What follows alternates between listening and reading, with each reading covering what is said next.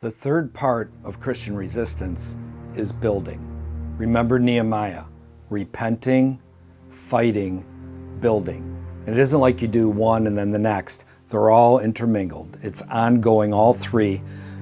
Listen, in the midst of God's judgment, He is already building. God is building during His judgment. Many people think, well, after the judgment's over, then we can build. No, God is building already while the judgment is in the land. For instance, He's judging the form of Christianity that's been prevalent in the West and here in America for decades and decades now. And He's replacing it already with a tougher, more biblical form of Christianity. That's being built in the midst of the judgment. Here's another area, the medical community. Many doctors and nurses have lost their jobs because they've stood stalwart, resolute against getting the shot.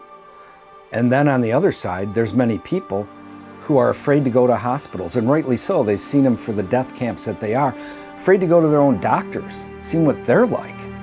People are being forced to coalesce and work together to build new structures. The Lord is also judging the political realm. Forever, Americans have been fixated on every 4 years dealing with the president, the next Supreme Court justices. What we need to realize is that God is building at the local level, at the county level. People are rushing in to county and local government to make a stand for freedom because they have realized DC is at war with them and the state officials are not going to protect them.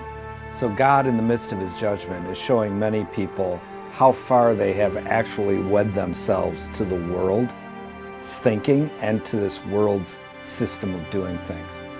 And they're realizing, I need to look to the scriptures and do right by God. And they're simple things.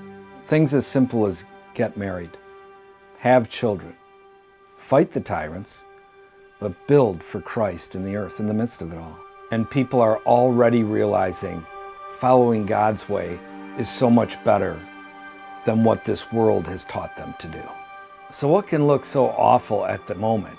You have to understand God is working it for His purposes, for good in the earth. People have often thought the world was coming to an end and they just completely shut down. During World War I, during World War II, during the Great Depression, many people just shut down. The world's over with, they just shut down. But the world went on. And you have to understand this. When God brings His judgment, He's judging the bad things within society.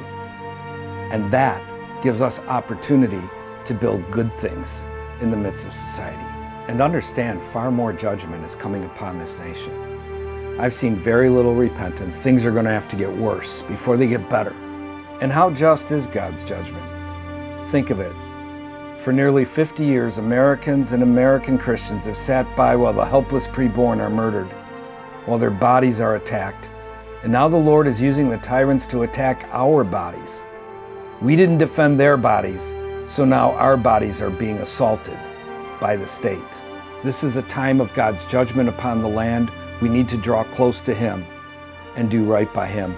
Good news to all of you out there.